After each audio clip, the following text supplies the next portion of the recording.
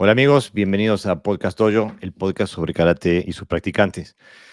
Hoy tengo una invitada de lujo. Lamentablemente no pudimos hacer esta emisión en vivo, pero igual quería traerle esta entrevista a la audiencia porque es importante. Trabaja con una escuela clásica, tradicional, de esas de verdad, de esas que vienen de Okinawa, y también tiene una experiencia y una trayectoria profunda y muy especial.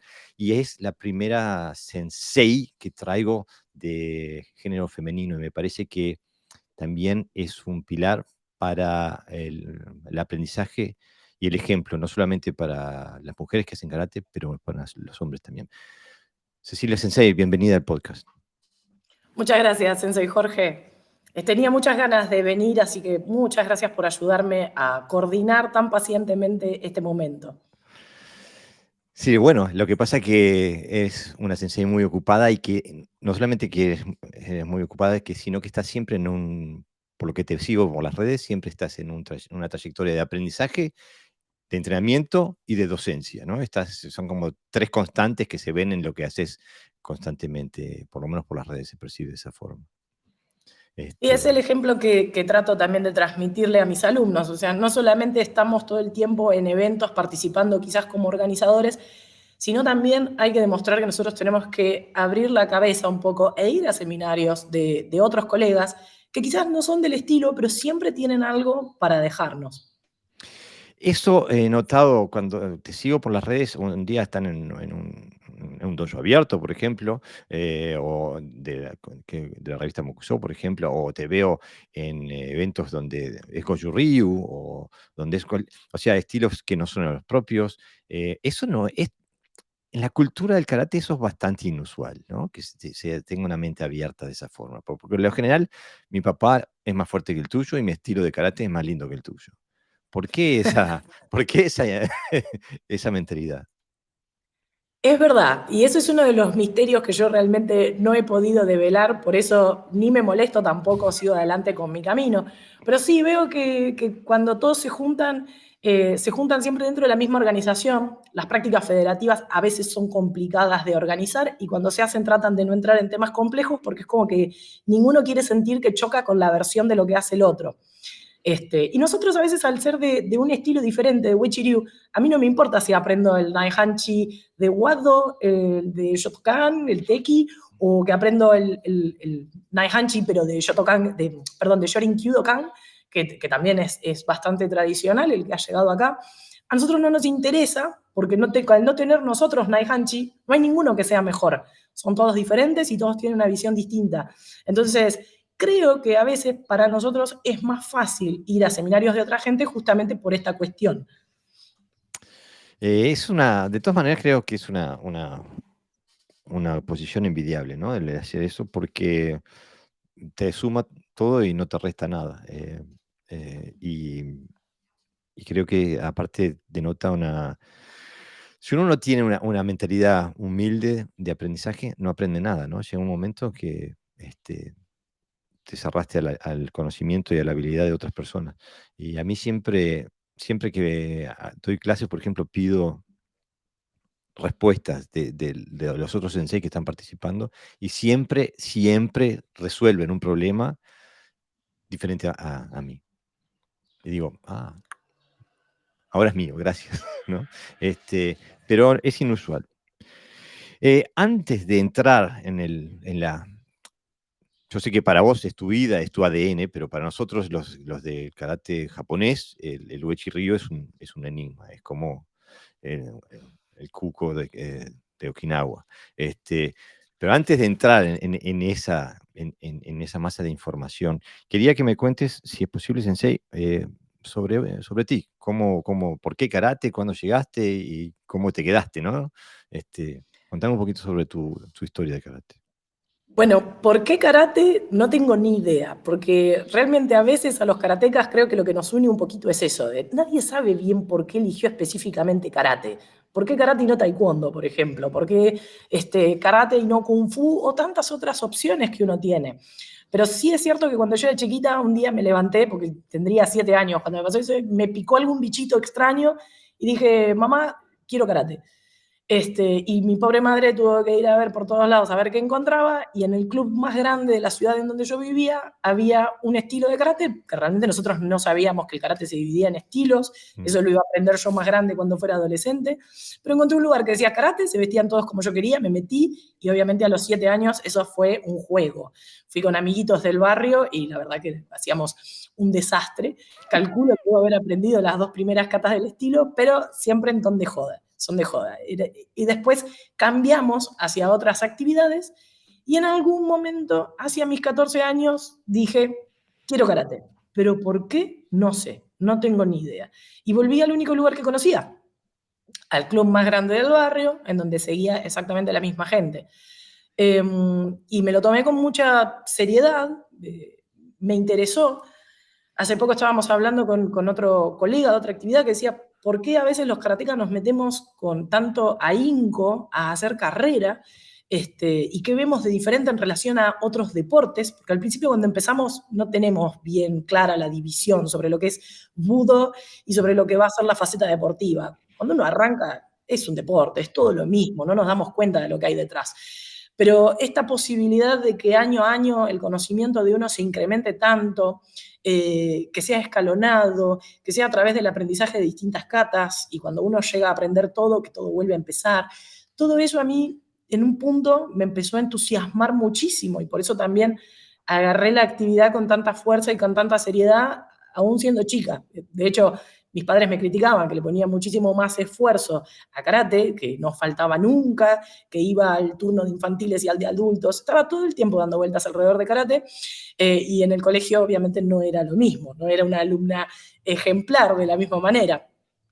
Pero sí, fue, digamos, una gran coincidencia. Y como nací en Uechi-Ryu, después cuando fui creciendo y fui conociendo los otros estilos de karate que me gustaban, me interesaban, y en un momento, de hecho, practiqué, tuve suerte de que me acepten en algún dojo de otros estilos de karate, no me llamaba igual. Yo siempre volvía a lo mismo. Es como que cuando uno nace en esto ya le queda la sangre de Uechi-Ryu, y es muy difícil cambiarse a otra cosa, más no incorporar otras cosas. Eso es también lo interesante. Uno se puede volver más permeable a incorporar cosas, pero es muy difícil dejar lo que uno digamos, sembró, o en donde uno sintió que nació, ¿no? Fue tu primer amor, y el único. Este, contá un Gracias. po contá un poquito, entraste o sea, que ese dojo grande al cual te referís de los 14 años era de Uechi Ryu ya. Está. Exacto. ¿Y cuántos años estuviste ahí? Habré estado unos 6 años aproximadamente. Era el dojo en donde Chosen Nakama, que es uno de los 3 introductores del estilo, él se había afincado ahí a enseñar durante muchos años. De hecho, él vivió en esa ciudad también durante muchos años, es Longchamps. Y él dejó ahí un grupo de karate que incluso continúan hasta la actualidad. Cuando él vino a la Argentina, no tenía un maestro en Okinawa al cual rendirle cuentas, o al menos esa es la historia que me llegó a mí, porque hay cosas de la historia de Sensei Chosen que no me quedan 100% claras. Y en un momento él vuelve a viajar a Okinawa, él vino después de la Segunda Guerra, en la misma condición que vinieron todos los okinawenses, muy complicados económicamente, para buscar un futuro mejor, que hoy en el año 2023 nos produce mucha gracia eso, digamos, han venido acá a buscar algo mejor, y ahora los argentinos estamos queriendo salir por la misma razón. Sí, lamentablemente. Pero bueno, Sensei viene, se establece con su familia, empieza a enseñar Uechi, pero en algún momento tuvo que buscar un vínculo con Okinawa nuevamente para seguir perfeccionándose, para poder graduar a sus alumnos, y ingresa a la línea que más tarde se convertiría en Kenyukai, de la familia Shinjo.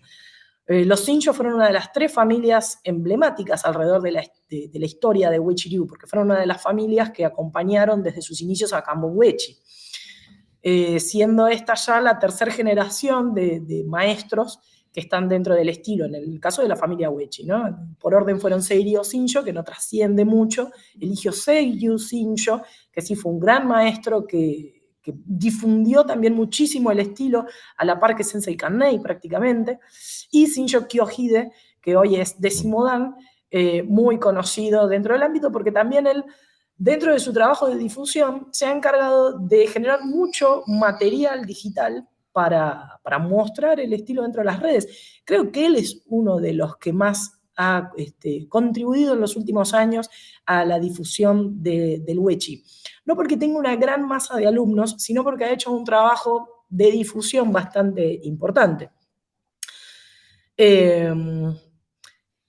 Ahí me perdí un cachito por dónde venía, porque en realidad iba por el lado de mi propia historia. Sí. Entonces estuve 6 años en ese dojo, luego migré a otros dojos dentro de la misma escuela, dentro de Kenyukai. Tuve la posibilidad de ir 2 veces a Okinawa, conocí 2 de los 3 dojos de Shinjo Sensei, de Shinjo Kyohide Sensei. Él tuvo 2 dojos en cadena, que en realidad es el mismo dojo que lo reconstruyó, si mal no recuerdo. Yo estuve en el 97, que fue el mundial de Okinawa, de karate okinawense, que hubo kata y kumite. Y después estuve en el 2013 en un viaje exclusivamente de capacitación. Así que tuve oportunidad de interactuar con Sensei Shinjo, de interactuar también con Sensei Nakama, quien hasta la actualidad está vivo, pero él no va a viajar mucho para acá, había que ir hacia allá para visitarlo, es un señor mayor. Y en el medio de toda mi carrera también tuve la inmensa fortuna de que me aceptaran dentro de dojos de Aikido para poder seguir practicando. Entonces, en un punto de mi vida se mezclaron 2 cosas, un estilo de karate que es muy duro y un arte marcial que es excesivamente laxo, o al menos como lo presentan, ¿no? Cuando empezás a indagar en Aikido, te das cuenta que en realidad no es Duele entrenar tan Aikido. suave.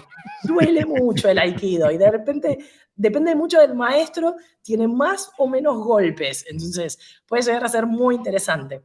Y Uechi-ryu tampoco es tan duro, solo que el Uechi-ryu que se da a conocer más masivamente, o lo que más atrapa a la gente del Uechi, es el aspecto duro.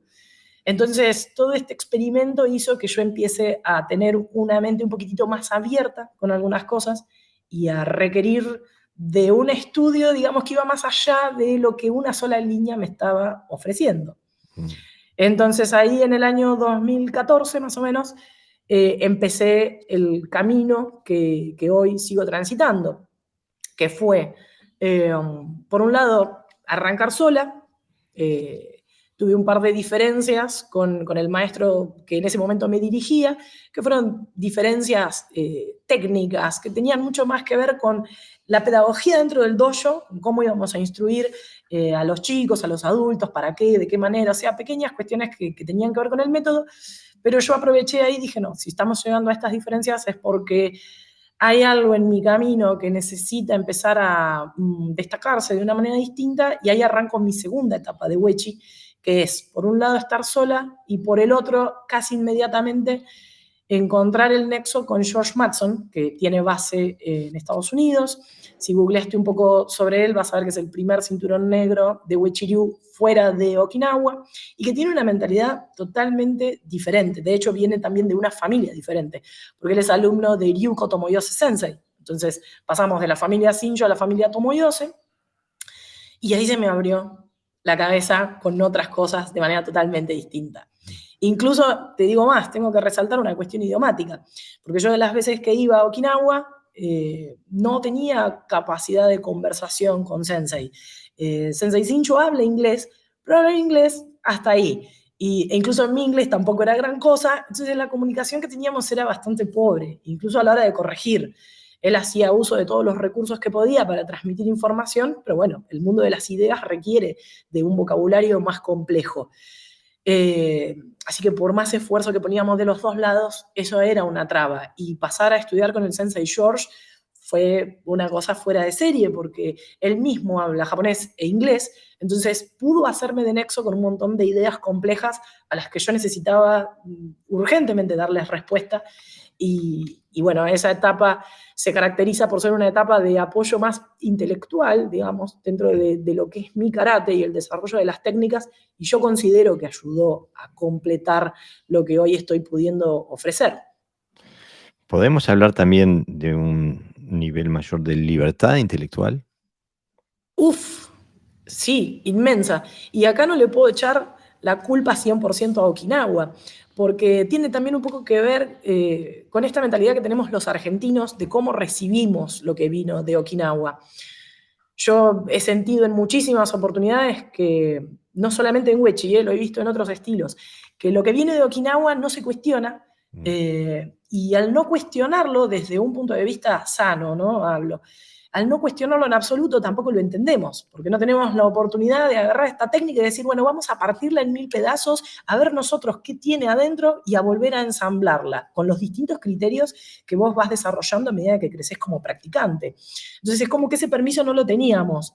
Yo siempre le cuento a los chicos que la frase que yo más detesto, cuando alguien me va a corregir algo, es, Sensei, ¿por qué esto es así? Porque en Okinawa se hace así. Mm. Listo, ya está, yo de ahí salgo corriendo, porque me está hablando de un practicante que nunca se dedicó a romper lo que está haciendo, a masticarlo y entregarlo, o en contrapartida me está hablando de una persona que simplemente me quiere sacar de encima. Y me da esa respuesta porque no tiene ganas de darme la otra. Y está bien, yo lo respeto, pero eso significa que ese no es mi lugar. Seguro. Pero es extraño, ¿no? Porque creo que pasa en toda América Latina.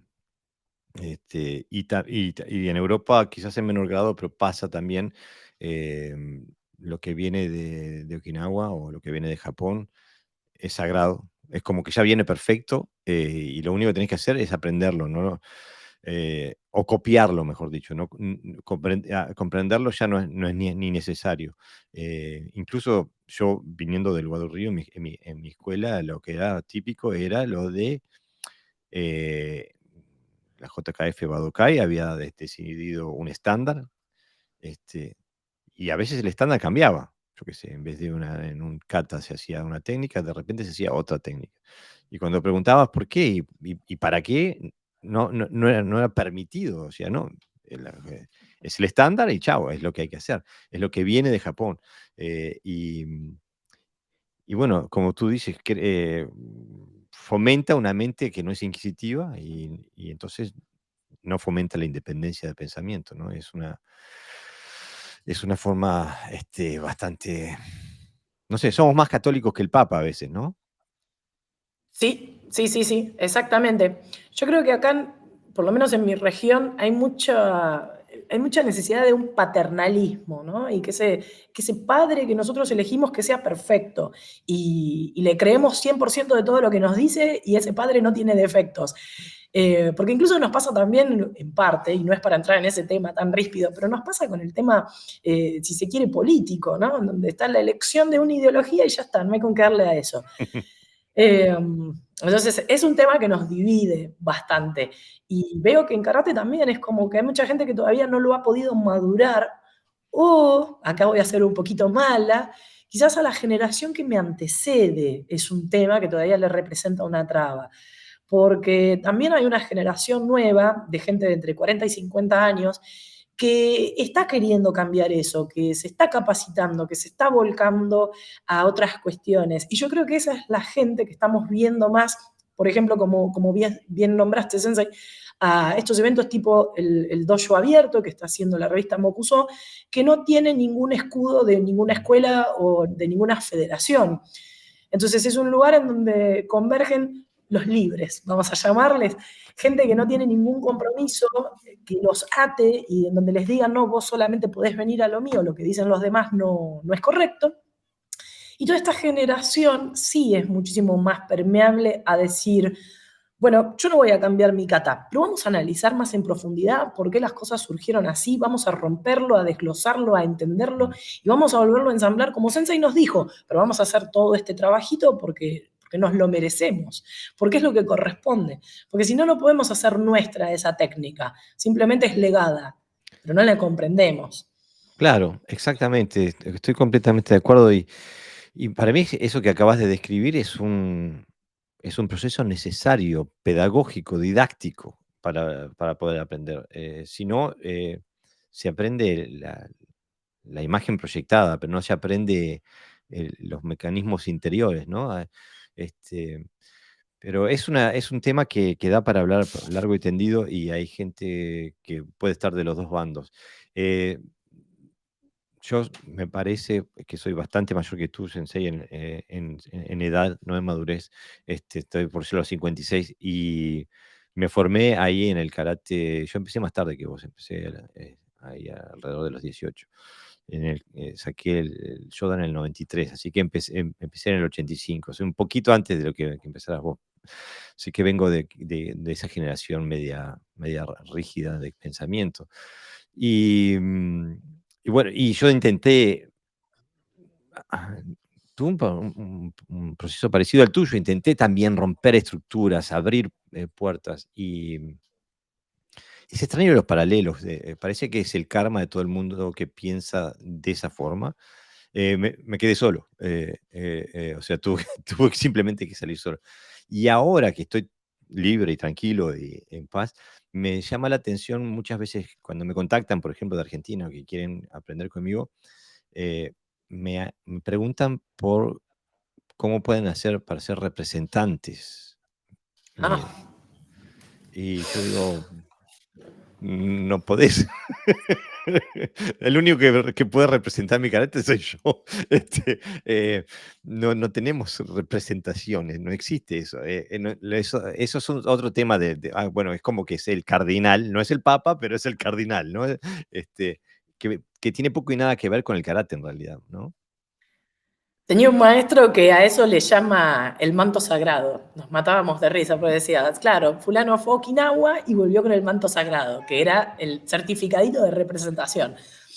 Que en realidad esa también fue una de las cosas que a mí me hacía mucho ruido y que me estaba marcando que ese no era mi camino. No es que no sea un camino válido, porque hay mucha gente que le pudo dar buen uso a esto, pero no era mi camino.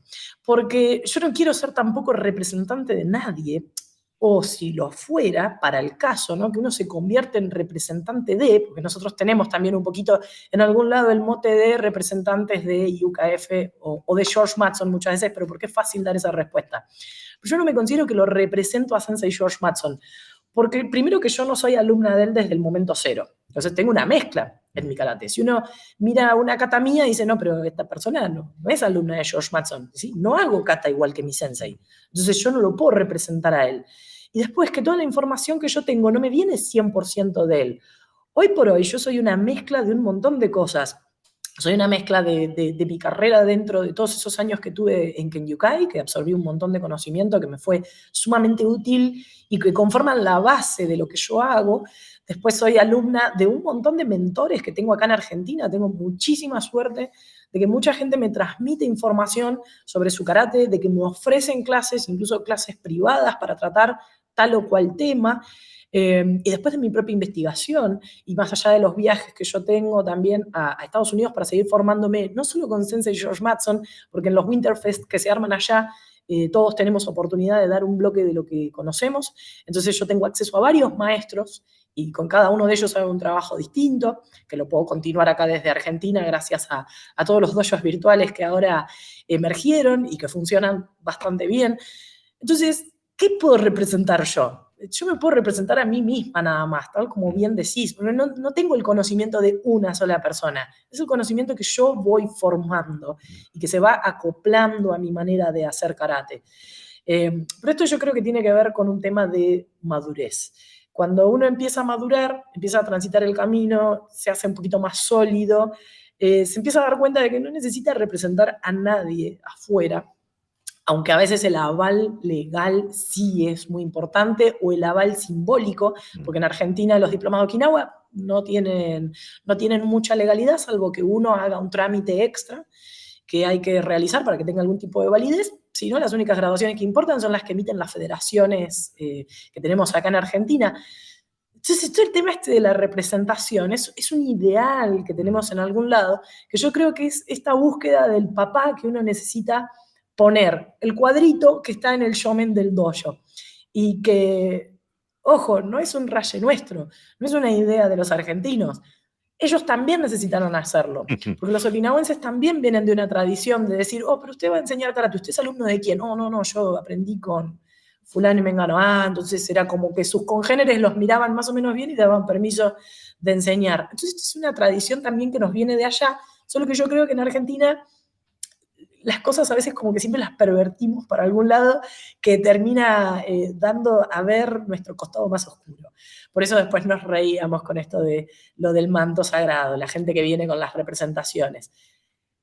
Hay que tratar de darle el mejor uso posible a todo esto, pero adhiero con vos, es muy difícil representar a otra persona. Cada uno se tiene que representar a sí mismo. Claro, digo, se puede ser el representante de una escuela, porque es la escuela que se estudia, ¿no? Pero ser una copia de otra persona no lo veo como positivo. Pero bueno, es parte de la cultura del karate.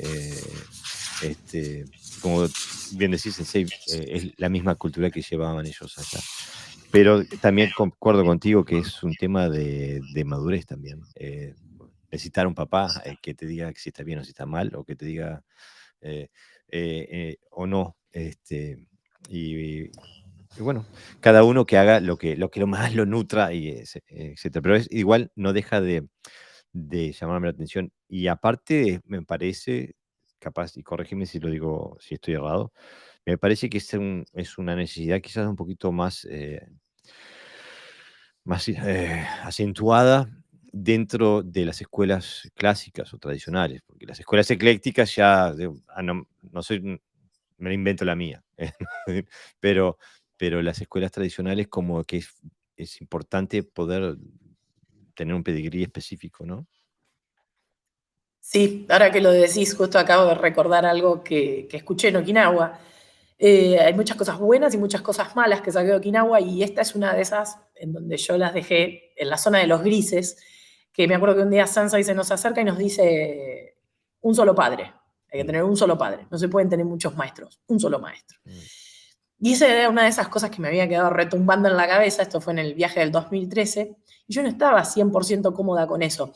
Ojo, a lo mejor quizás yo no lo entendí bien a Sensei, hay que ver qué vio él en ese momento, que yo estaba estudiando Kobudo por otro lado, hay que ver qué vio él, que dijo, no, a mí no me convence mucho esto que está sucediendo acá y quiero dar un mensaje alrededor de esto. O a lo mejor fue la manera de él de decir, hay que seguir exclusivamente una línea. Pero como fuera, esa fue otra de las cuestiones que me dejó pensando, porque digo, no puede ser que nosotros no tengamos capacidad de conversar temas complejos sin un traductor en el medio. mm, Y aún con un traductor, seguramente lo habrás experimentado, se pierde mucho de lo mm. que es una conversación cuando uno no puede compartir un idioma con el otro. Entonces, bueno, esa fue una de esas cosas también que me ayudó a pasar a mi segunda etapa, a mi etapa de el contacto con Estados Unidos para seguir aprendiendo. Contame de esa etapa, pero empezá con Yoshukai. Yoshukai. Mm, Cuando decido dejar de pertenecer a Kenyukai, me avala gente de la Federación Argentina de Karate y Kobudo de Okinawa, con quienes yo trabajé muchísimo, con quienes sigo afiliada y donde está uno de mis mentores trabajando mucho, que hoy es mi sensei de Kobudo. Eh, Me dan un aval como para poder seguir adelante yo con mi escuela, que en ese momento era una escuela de un solo dojo.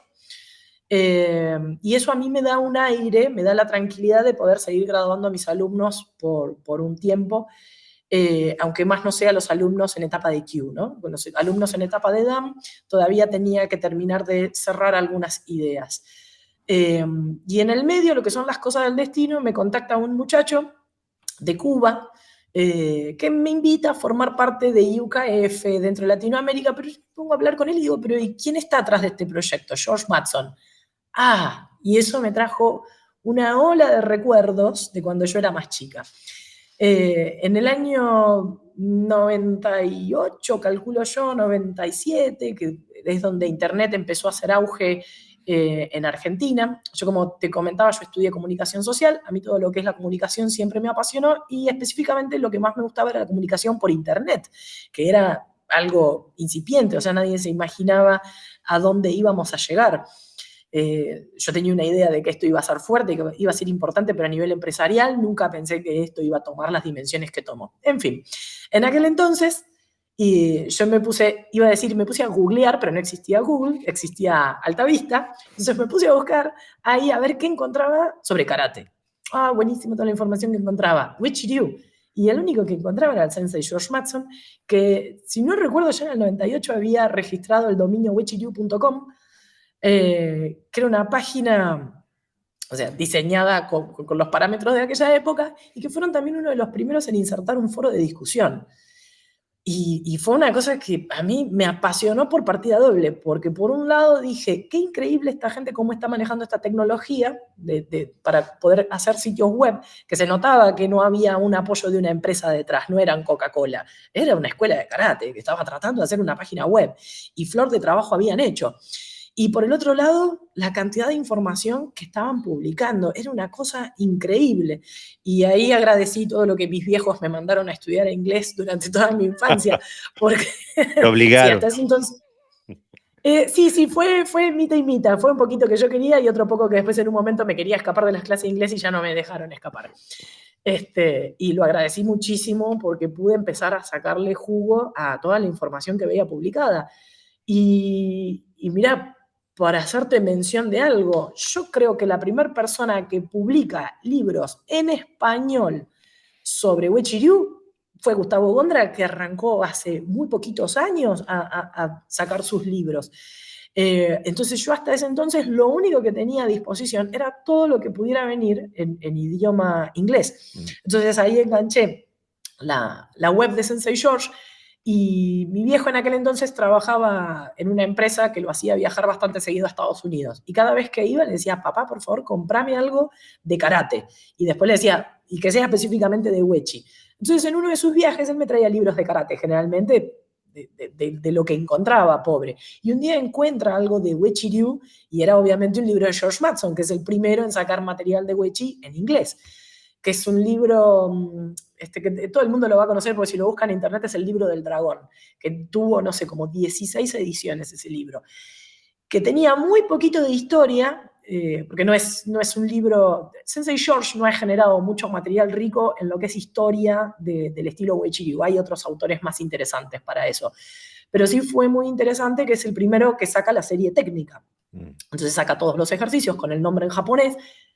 Vamos a hacer la aclaración, el nombre en japonés es lo mejor que lo pudieron redactar, porque los yanquis tienen muchos problemas para redactar correctamente el japonés, por la misma fonética que tienen ellos. Pero había colocado todos los ejercicios lo más fielmente que pudo a cómo se lo transmitía Sensei Kanei. Y bueno, fue una cosa que a mí me había impresionado por aquel entonces. Después lo desestimé porque había seguido por otros rumbos. Seguro. Era muy fiel a la escuela de karate okinawense en la que yo estaba estudiando, donde después también apareció un autor muy bueno, que es Alan Dollar, que hizo un libro en inglés en donde hizo un muy buen compilado de lo que era la historia de Uechi-Ryu, que si bien la inclinó hacia el lado que a él le correspondía, que era la familia Shinjo, igual no dejó de lado todo el resto de material que correspondía. Digo, para referencia, por si alguien lo está escuchando, ese es uno de los mejores libros en inglés para comprar en este momento. Entonces quedé tan maravillada con aquella información que cuando este muchacho de Cuba me contacta y me cuenta quién estaba detrás, dije, no, yo enseguida le tengo que escribir a este hombre. Y así, tan naturalmente, me puse en contacto con el Sensei George para indagar sobre cuál era la actualidad de su escuela. Entonces me empezó a contar más o menos en qué estaban, cómo funcionaba IUKF, y me empezó a contar sobre el proyecto de karate a distancia. Corría el año 2015, 2016 aproximadamente, 2015. Totalmente antes de su tiempo, porque y rompiendo con estructuras culturales, yo qué sé, digo, me imagino, ya veo, me imagino ya todas las puteadas que te de haber comido por haber nombrado eso. En 2015, por favor. Perdona que la interrupción, lo que pasa es que no pude dejar de comentarlo. No, por favor, era súper anacrónico, tenés toda la razón, porque en aquel entonces estaba extremadamente mal visto, siendo que conozco muchos casos dentro de gente de escuelas tradicionalistas que usaban educación a distancia también. Se mandaban VHS, ¿no? Exactamente, se mandaban VHS por correo, pero bueno, depende de quién lo hace y cómo lo hace, puede estar bien o puede estar mal. Si lo hace un yankee, era comercial, evidentemente. Pero si lo hacía un okinawense, estaba bien. Esa es la doble moral que tenemos en Argentina. Pero bueno, me fascinó lo que él me planteaba y además me fascinó tener la oportunidad de conversar con un maestro de esa trayectoria, para que además te des una idea, Sensei George aprendió Uechi-Ryu a finales de los 50, y él empezó a enseñar en Estados Unidos a principios de los años 60, así que es un hombre que hoy tiene 85 años, y poder conversar con un maestro de esa talla, con tanta naturalidad. Nos mandábamos correos súper largos y encima él es un tipo muy atento, que no deja un mail colgado durante un montón de tiempo, sino que al otro día ya inmediatamente recibís la respuesta. Extremadamente cordial, amable, siempre ofreciendo una mano. Yo estaba obviamente súper obnubilada, que también era algo que tenía que terminar de masticar porque tanta admiración tampoco es buena.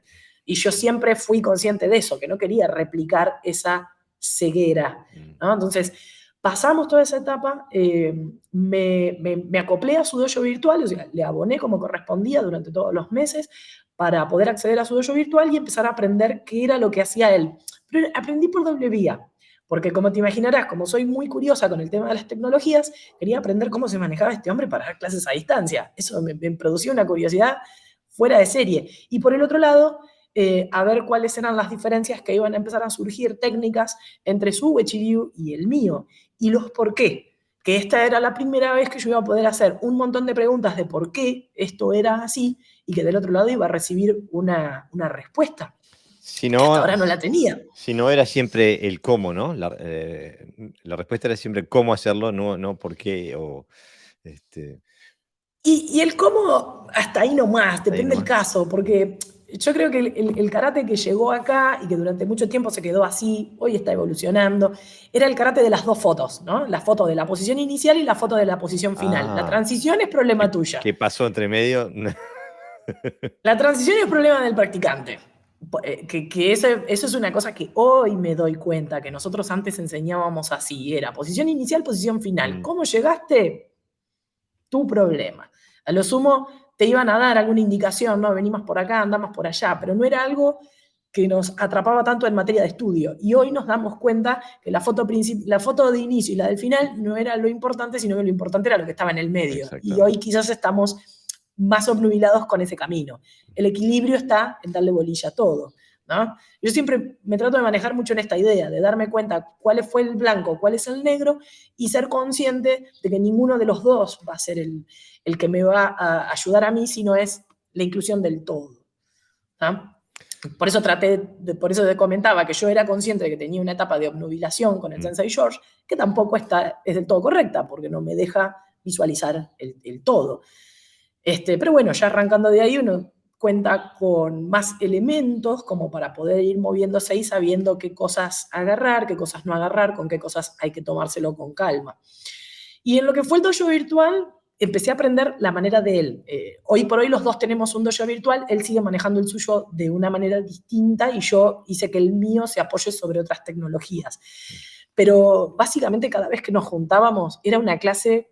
Yo me maravillaba y me terminaba matando de risa, porque no puede ser que este hombre, que tiene 40 años más que yo, me dé clases de karate y de cómo usar mi propia computadora, porque básicamente hacía eso. Era un genio. Yo la verdad que disfrutaba tanto de esas llamadas por Skype, y hoy por hoy las hacemos más por Zoom, pero ya no tanto técnicamente, sino que nos juntamos a hablar de otros temas, ¿no? Pero al principio era, primero, absorber todo el material que le enviaba. Es muy ordenado, él tiene todos sus temas bien divididos por videos, por épocas, por graduación. Entonces íbamos haciendo un review de todo el material, que ahí yo también tardé mi tiempo en entender qué era lo que él esperaba de mí. Ahí hubo una pequeña brecha, digamos, en donde yo iba tomando todas las cosas y las ejecutaba, pero habré tardado, sin exagerar, 2, 3 años en darme bien cuenta de cómo él esperaba que yo procese la información. Así que ahí hubo, yo no sé si fue un gap digamos, del idioma, que quizás había alguna cosa que no nos estábamos entendiendo por otro lado, o simplemente fue el tiempo que había que tomarse dentro de la relación para terminar de entender bien cómo enseña él, cómo aprendo yo. Son las dos cosas que tienen que unirse. Entonces, por un lado aprendía lo técnico y por el otro lado cómo gestionaba el dojo virtual, que consistía básicamente en que yo le envíe videos y después nos reuníamos y él ha sido todo un trabajo brillante de ir mostrándome mi video cuadro por cuadro y hacer sobre el video todas las anotaciones y mostrándome. Esto que está acá, fíjate que está fuera de línea el codo, fíjate que está fuera de línea para tu altura, tu talón. Entonces era muy meticuloso y eso también me fascinó, porque después lo pude aplicar conmigo misma y seguir adelante evolucionando. Ya no tanto necesitando solo el espejo, que a veces el espejo en algunas cosas te miente, fui descubriendo, es muchísimo más efectivo el video, con la posibilidad de hacer el slow motion y de ver cuadro por cuadro. Para mí fue un cambio gigantesco, porque la verdad que nunca me había apoyado en las tecnologías así para aprender, y después obviamente que me iba mandando un instructivo o me iba dando ejercicios de apoyo para ver cómo lograr lo que él me estaba indicando que yo tenía que lograr y dónde me salía. Fue mucha información en muy poco tiempo, creo que todavía la estoy procesando, por más que han pasado varios años, y sigo aprendiendo con el método que él me fue transmitiendo a través del dojo virtual. O sea, creo que esa fue una de las grandes cosas que me ayudó. La verdad que me impresiona escucharte, Sensei, porque ahora con todo esto del podcast, que ya tiene 3 años, estamos por el episodio 173, acabamos de publicar. He conocido un montón de gente, he entrenado con un montón de gente, entrenamos en línea, con Zoom, nos hemos encontrado físicamente también, he estado en Argentina, en Uruguay. eh, y si hay una cosa que es muchísimo más abundante que el proceso que acabas de describir. Yo tuve dos senseis en mi vida, uno un japonés y un inglés. Y el inglés, me acuerdo que me decía en inglés, me decía, "The mind of a bigot is like an eye. When you shine on it, it closes." O sea que la mente de un ortodoxo, por así decirle, es como una pupila. Cuando le pones luz, se cierra. Em, y eso me parece que es mi experiencia empírica, lo corrobora constantemente, que uno encuentra gente que quiere información, pero cuando se la das, en realidad no la quiere. ¿No? O sea, no puede aceptar el proceso de transformación, el proceso de metamorfosis, el proceso de desechar cosas que te creías que eran válidas y aceptar nuevas, todo ese proceso alquímico casi, interno, ¿no? De aprendizaje, de transformación, de transformarse en algo nuevo y por lo tanto dejar de ser alguna de las cosas viejas. Todo eso es un proceso que si no se encara bien puede ser muy doloroso. Y la gente, porque nosotros, todo el mundo es humano crear identidad alrededor de lo que hacemos, de lo que nos apasiona, ¿no? Y que termina siendo demasiado, el precio de identidad termina siendo demasiado alto. En cambio, a ti no te noto nada, te noto livianita, libre de peso. Esto me frena, lo despojo, esto me nutre, lo incorporo. ¿Cómo llegaste a hacer eso? ¿Es por tu naturaleza o aprendiste a los golpes como yo? No, creo que un punto aprendí a los golpes. O sea, si bien por un lado es mi naturaleza, yo soy muy autodidacta. De hecho, vengo de una familia en donde hay muchas personas que son autodidactas, cada uno en su profesión, entonces siempre me sentí amparada por eso y no por la necesidad de ampararme debajo de un título, de un certificado, sino de mi capacidad de aprender. O sea, lo familiar me ayudó, pero también me han ayudado malas experiencias. O sea, ahí está la parte en donde he aprendido a los golpes, más allá de que en karate nos golpeamos para aprender, ¿no? Sino que he visto personas flaquear muy, muy feo cuando se los cuestionaba con respecto a un conocimiento y ahí darme cuenta de que quedaban expuestas, de que no tenían un conocimiento para fundamentar lo que hacían. Y capaz que ellos no se dieron cuenta en ese momento de lo mal que estaban quedando, ¿no? Ante esa situación. Pero yo me quedaba pensando y diciendo, no, yo el día que yo lidere un grupo, no quisiera jamás que mis alumnos tengan que ver esto, ¿no? Porque yo había algo que siempre iba haciéndolo con la conciencia de la responsabilidad que yo tenía hacia los que me seguían. Yo Yo doy clases hace muchos años, desde chica fue lo primero que me nació, ni bien llegué a cinturón negro, yo ya pedía que me dejaran dar clases a los infantiles.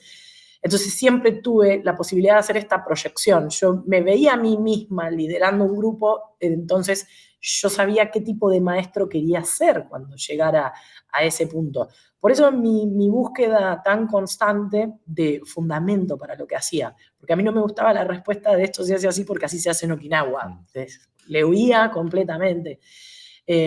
Así que por más que en algún momento del camino, obviamente me fue costando varios ponchazos, varios golpes duros de tener que separarme de algunas personas, porque ya no podíamos compartir el camino por todo esto que yo estaba buscando. Por el otro lado, me hizo sentir bastante más fuerte, porque la respuesta que yo fuera a dar, por más pobre que fuera, por lo menos era mi fundamento y no me iba a quedar desnuda, por decirlo de alguna forma, ante alguna pregunta un poco complicada. Y además no tengo ningún empacho en decir no sé cuando alguien me pregunta algo. También está esa otra parte. A nosotros los argentinos nos cuesta mucho decir no sé. Nosotros somos todólogos, sabemos de todo. Bueno, por lo menos en fútbol son campeones mundiales, no se los quita a nadie eso. En esta vez, sí, Sí. este campeonato. Pero antes de entrar en la parte del UH, eso me interesaría profundizar un poquito porque mientras te escucho hablar, hice como un rombo de karate, online, información práctica. Fueron palabras que me surgían de tu discurso.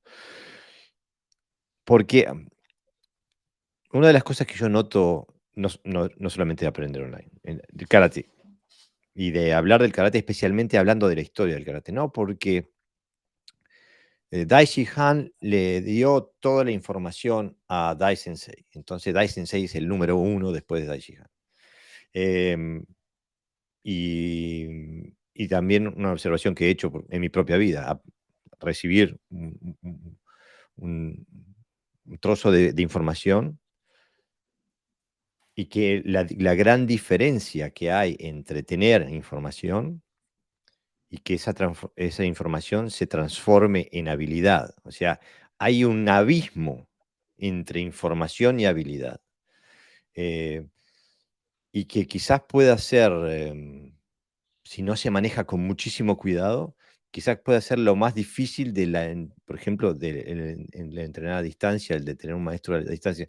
Yo hice lo mismo que tú antes de la internet. Entonces yo lo que hacía era viajaba al sur de Inglaterra. Y yo le había puesto el nombre a mi sensei, le había puesto el hombre con el alfiler. Porque yo iba a Inglaterra hasta un par de semanas, entrenaba 12 horas por día, él me daba un montón de cosas, después me iba volvía a Dinamarca, estaba 3, 4, 5, 6 meses, yo solo y trabajando con lo que él me había dado, pero sin un control, sin una referencia, sin nada. Llegaba de vuelta a Inglaterra, mirá, aprendí todo, la tengo clarita, y luego hacía, y yo hacía, y a empezar de vuelta. No empezar de cero, pero había, ¿me entiendes a lo que me refiero? ¿No? Entonces, ¿podrías elaborar cómo funciona ese proceso contigo y con Sensei Matson? Sensei George también es el hombre con alfiler, porque a veces yo le he mandado mi kata esperando que me destroce y me mandan unos mensajes bellísimos diciendo qué bien que te está saliendo esto, aquello, y otras veces le mando mi mejor kata que yo digo, bueno, con este, si lo hubiera presentado en un torneo, tengo que salir mega campeona, y pic, me lo pincha por todos lados. Esa parte de él realmente me encanta porque además cuando lo pincha, más allá del bajón que uno siente en ese momento, que creía que estaba haciendo todo bien, siempre trata de darme el fundamento y trata de decirme, recordá tal cosa, mira tal otra, anda por acá. Y cuando freno y le doy bolilla y trato de recorrer de vuelta ese camino, siento que otra vez mi karate subió un peldaño. Porque lo lindo de todas estas cosas, que lo volví a sentir después de haberme incorporado, ¿no?, en esta nueva etapa, era sentir que mi karate mejora. Que tengo que aclarar que no es gracias al Sensei George solamente, porque hay muchos maestros que me ayudan y me tiran su perspectiva, su método para poder seguir avanzando en todo esto. La primera etapa con él fue esta ida y vuelta de videos, pero a mí realmente también lo que me ayudó muchísimo para avanzar en lo que es a distancia fue apoyarme mucho en mis alumnos. Yo siempre aliento a todo el mundo cuando llega a cinturón negro a que enseñe, no los obligo, porque no se puede poner en alguien la vocación docente, eso es algo, hay gente que la tiene, hay gente que no la tiene, pero siempre los aliento porque es una de las cosas que más me ha ayudado a mí. En un punto yo formé gente para convertirlos en mis compañeros. Y en más de una oportunidad, cuando yo tengo que corregir una cata, son ellos también los que me ayudan a corregir. De hecho, tengo una persona en el dojo que tiene una capacidad de observación genial, entonces la hago que vea varias catas que tenemos que corregir, y después me pongo yo a hacer cata, y ella me va indicando, se te está saliendo el pie acá, estás haciendo tal cosa con los dedos, tal otra. Entonces, en mi caso, yo me apoyé muchísimo en mi grupo para seguir creciendo, más allá de mi práctica personal. Ellos me han ayudado un montón. Y cuando me toca a mí asesorar a mis alumnos del dojo virtual, yo los aliento también a ellos a que se apoyen en alguien en casa para poder practicar. Porque hay una parte que la van a poder desarrollar solos. La práctica de kata, muchos drills, ejercicios que uno puede hacer con una bolsa, que puede hacer con una makiwara, con un muñeco de madera. Nosotros alentamos mucho a la gente a construir sus propios elementos en casa, a la gente del dojo virtual, que no es gran cosa lo que necesitamos. A veces con un árbol, un palito para poder hacer un brazo de madera y una soga, ya podemos hacernos un compañero de práctica estático. O si no, lo mismo con un cinturón. Tenemos un montón de ejercicios del tipo. Pero en un punto necesitamos lo impredecible del otro. Y ahí es cuando alentamos a la gente a que tomen un compañero, que puede ser en casa, puede ser tratar de que si se juntan con otro compañero del dojo virtual, hagan equipo, depende de dónde viven. Los que vivimos cerca de Buenos Aires ciudad, una vez cada 2 meses, por lo menos, alquilamos un lugar y hacemos una clase que es abierta a todos los dojos de la escuela e invitamos a todos los del dojo virtual, porque en realidad era para ellos la clase. Después empezó a nutrirse de los chicos de los otros dojos y a mí me sirve muchísimo. Pero es un elemento importantísimo, lo impredecible del otro. Porque, en definitiva, en kata la regla soy yo. Yo practicando, me puedo filmar, puedo usar un espejo, puedo hacer 1000 cosas. Pero el kumite, la regla es el otro, porque el tiempo me lo va a poner el otro muchas veces. Yo tengo que reaccionar a su ataque, tengo que enfocar según su altura, tengo que generar daño según sus capacidades, más allá de las mías. Entonces es la unión de ambos. Y ahí sí echamos mano a varios recursos. Si uno tiene en la familia a alguien, qué sé yo, que le gustaba el boxeo, vamos a usar al boxeador para que nos ayude a hacer los bunkais de nuestras katas. Si es alguien que quiere aprender karate, en buena hora, y si es alguien que no, a veces hasta un palo y enseñarle a usar el palo para hacer estocadas, eso lo podemos usar como elemento para emular tsukis o para emular patadas o golpes circulares, pero tratamos de hacer que el practicante ponga su ingenio también en marcha, ya que le damos muchos elementos, para buscar cómo empezar a hacerle frente a estos obstáculos, que van a ser únicos. Cada persona va a tener sus propias dificultades, como nos pasa en el dojo también. Qué bien, qué interesante. Ya estoy planeando ser miembro de tu dojo virtual. También, como decías, hiciste tú con George Mason Sensei, para aprender karate y para aprender a hacer un dojo virtual. para aprender a comunicar de esa forma. Sensei, reconozco el dojo en el que estás. Lo reconozco porque lo conozco de YouTube. Ah, sí.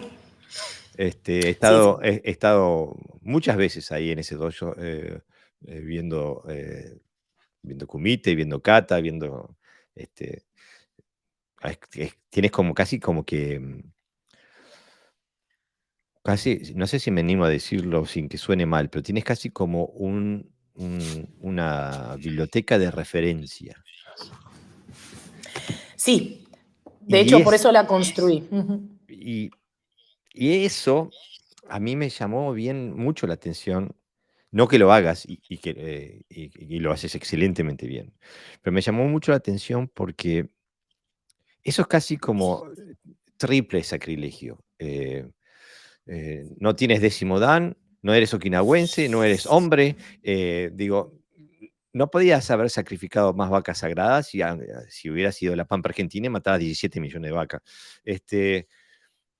¿Cómo entras en esas áreas? ¿Rompes con estas cadenas? ¿Y qué precio pagás cuando lo haces? Sí, fue un desafío personal. Realmente me costó muchísimo romper el hielo y animarme a subir cosas. Muchísimo, más de lo que crees. Pero en un punto consideré que me ponía a mí misma en la piedra de sacrificio por un bien mayor.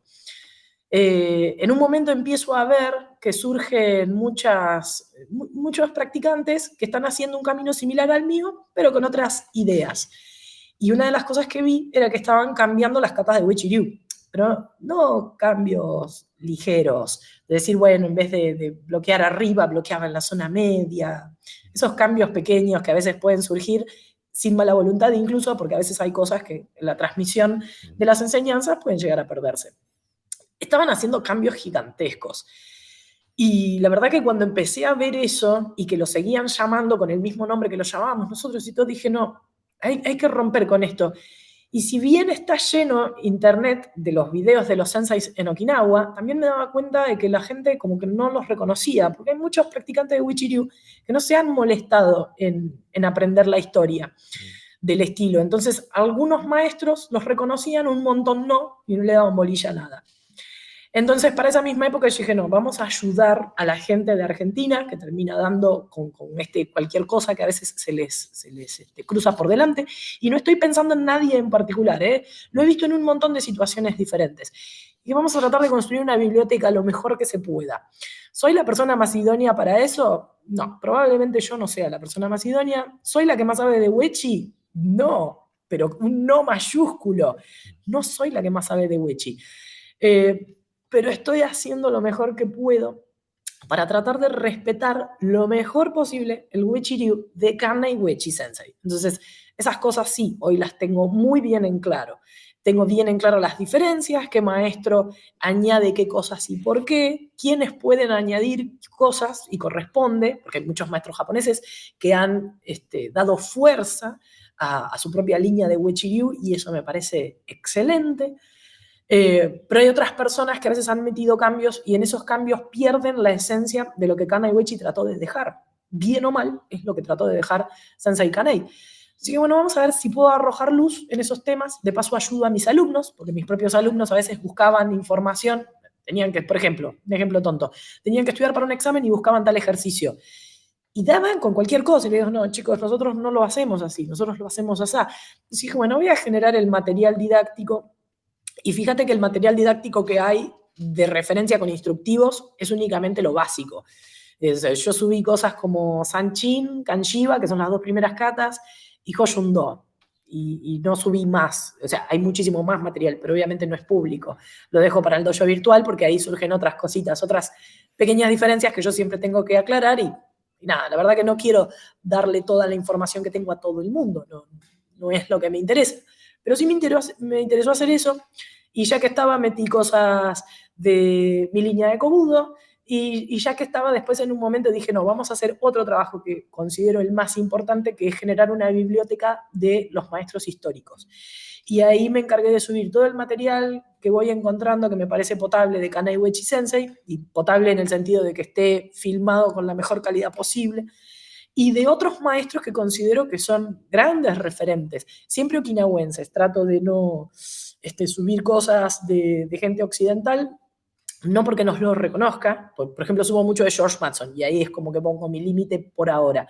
No es que no reconozco otros maestros, es que no quisiera subir nada de ellos sin pedirle permiso, no quiero tener ningún problema futuro, va más por ahí, porque hay excelentes maestros también en Argentina, en Europa, hay un montón de gente muy interesante dando vueltas, pero nada, creo que lo primero que corresponde es entrar en contacto con esa persona y ver si corresponde o no. En algún momento los iré subiendo, pero bueno, mi idea fue tratar de dar un canal de referencia para el que recién inicia, para el que tiene dudas, y que se pueda encontrar con eso. Y después un poco también para poder hacerme yo a la idea del ejercicio, de lo que es filmarme, perfeccionarme, voy subiendo mis catas y trato de año a año filmarme, y eso no siempre lo hago público, pero siempre me filmo y veo qué cosas pude corregir, qué cosas no pude corregir, sobre qué tengo que trabajar. Es como tomarme examen a mí misma cada vez que hago esto. Yo, a diferencia de lo que a veces hacen otros maestros, que me han contado, ¿no?, su proceso, yo cuando subo un video lo veo mucho, y a veces veo incluso, uy, acá me equivoqué, esto lo hice, a veces hay cosas que las puedo cortar, pero cuando es algo técnico en una cata es como, y no lo podés cortar, va con el error, o lo tenés que volver a hacer, y eso también forma parte de mi proceso de crecimiento, porque es una manera de ajustar las tuercas, por ejemplo, en la ejecución de cata. Es decir, che, esto está flojo y lo estoy viendo, esto acá se puede mejorar. Entonces, fue un ida y vuelta conmigo misma y un ida y vuelta con la comunidad de Wechi. ¿Has recibido críticas por hacer eso? Poquísimas, de gente muy puntual que no lo ha hecho a modo de crítica destructiva, sino que al contrario. Me han llamado y por más que el tono de conversación no fue el óptimo, siempre terminaban con un mejora esto, mejora esto. ¿Por qué, Sensei? Por tal, tal, tal. Excelente, y terminé obteniendo incluso un aprendizaje de eso. Pero contados con los dedos de unas manos, y digamos que fueron críticas que a la larga me sirvieron un montón.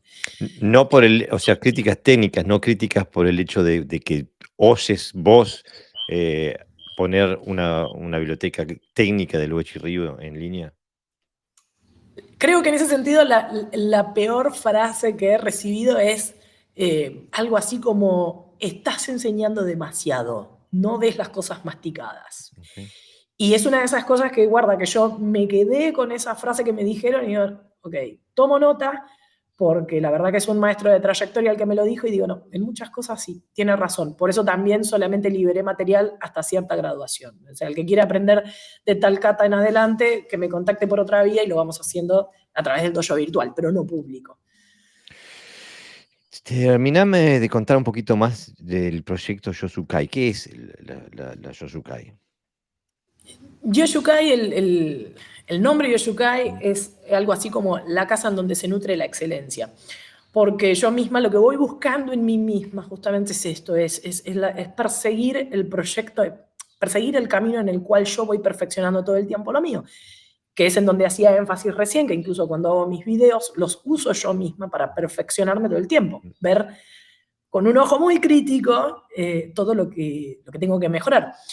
Pero el emblema, que lo tenés acá atrás mío, tiene un símbolo un poquito más completo, y si bien usa muchas cuestiones que podés discernir automáticamente como de la tradición japonesa, tiene simbología que yo la considero más occidental o universal. Por ejemplo, tenemos en el medio el hachiman, las 3 esferas que van a girar para el lado derecho en color dorado, ¿no? Para nosotros el hachiman siempre va a tener que ver con Sanchin. Sanchin son las tres batallas, 3 conflictos, los 3 aspectos a unificar, que tienen un montón de significados. Que gire a la derecha significa que va a ser la corriente de Japón, que el hachiman viene de Japón. Cuando gira al revés es Hidari-Gomon, que tiene que ver con un movimiento más tradicional de Okinawa. Más que movimiento tradicional de Okinawa, para ser más específicas, es un movimiento antiimperialista japonés O que sea, exalta lo okinawense. ok. Sí. En un momento hice la investigación, creo que lo hice en video, y también hay un artículo en la página web que habla sobre el Mitsutomoe, que son las 3 esferas, y en un apartado ponemos cuáles son las razones por las que en Okinawa podemos encontrar el Mitsutomoe girando al revés, haciendo Hidari-Gomon. Se lo usa como escudo medio antiimperialista japonés, o sea, es una corriente bien okinawense, pero también tiene otros significados que exaltan los valores de solidaridad de Okinawa mismo. Pero Realmente no me acuerdo ustedes, exactamente toda la historia. todavía no entramos en la historia del Uechi, pero el Uechi nace ya con un problema con la colonización japonesa, ¿no? Porque Kanbun Uechi sale rajando justamente porque no quiere ser parte del ejército imperial japonés, ¿no? O sea, ya hay no sé si pertenece al partido pro-chino o al partido independentista, pero evidentemente hay una resistencia, hay una posición política también en contra de la resistencia a la asimilación de Okinawa, a la Ryukyu, dentro de Japón, ¿no? Que, Sí, y es una parte de la historia que no nos llega nunca porque la historia la cuentan los vencedores.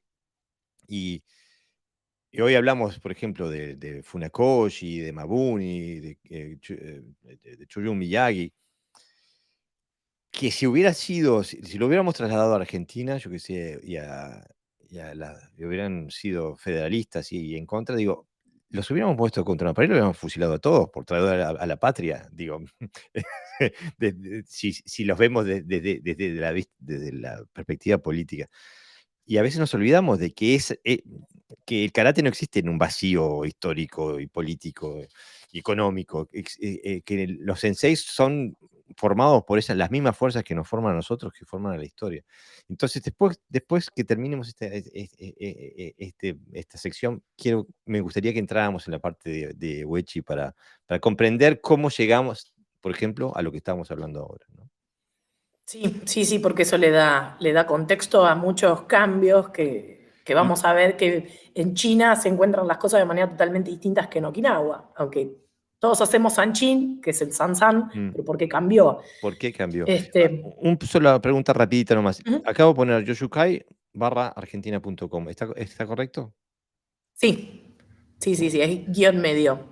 No sé si había hecho una buena selección cuando elegí ese dominio, pero bueno. Perfecto. Pero Este, entonces, si es ese. alguien de la audiencia, y mirá que nos escuchan, me parece que en 35 países a esta altura, si alguien de la audiencia está interesado en aprender contigo, lo puede hacer a través del dojo virtual de Yoshukai, en Yoshukai barra o guión medio, ¿le dijiste? Sí, punto com. Argentina.com. Este, y que invito a la gente a hacerlo. Seguimos, Bueno, perdona. bueno, si estaba tranquila hasta ahora cuando nombraste lo de los 35 países, ahora sí me pusiste bastante presión encima. Pero son 35 personas en 35 países diferentes, nada más. Nada más. Dice, claro, está bien, es una cuestión de distribución, no de volumen de gente. Exactamente, Eh, exactamente. no, y en el dojo virtual, además, aprovecho a contar algunas anécdotas. Tenemos gente de todos lados. En principio habían aparecido muchos, bueno, gente de Argentina, de todas las provincias argentinas, había aparecido gente de Uruguay, apareció alguna gente de Chile.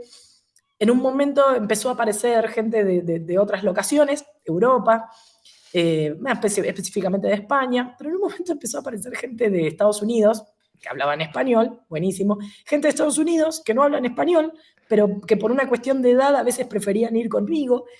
Y me ha aparecido hasta gente de Pakistán para hacer Wow. el ejercicio del dojo virtual y fue una experiencia muy linda, también de Brasil con quienes hablamos en inglés, fueron experiencias lindas porque me obligaron a empezar a dar clase en inglés, que yo nunca lo había experimentado y ahí me di cuenta, bueno, cuánto uno todavía tiene que seguir aprendiendo sobre cómo explica, porque hay cosas que las tenés automatizadas y pasarlas a otro idioma te obliga a volver a pensar las cosas.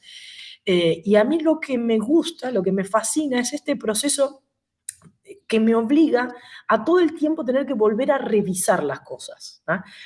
Puede ser que a veces esto parezca de decir, che, pero qué persona insegura está todo el tiempo revisando algo que aprendió hace 30 años. Pero en mi caso es lo que me hace dar saltitos de conocimiento, ¿no? Dentro del mismo camino. Mi estilo de karate no es un estilo de karate muy grande. Nosotros no tenemos 30 y pico de katas, como puede pasar con Shito Ryu, que no sé, tienen 40 y tantas. Nosotros somos un estilo cortito, 8 katas oficiales, de las cuales en realidad son solo 3 las rectoras, las que nos dan el fundamento. Entonces, si uno no se dedica a todo el tiempo estar revisando esa base, ese fundamento, no puede extraer el oro, ¿no? Entonces, por eso nosotros en el medio del emblema, para no irme tanto, tenemos el dorado.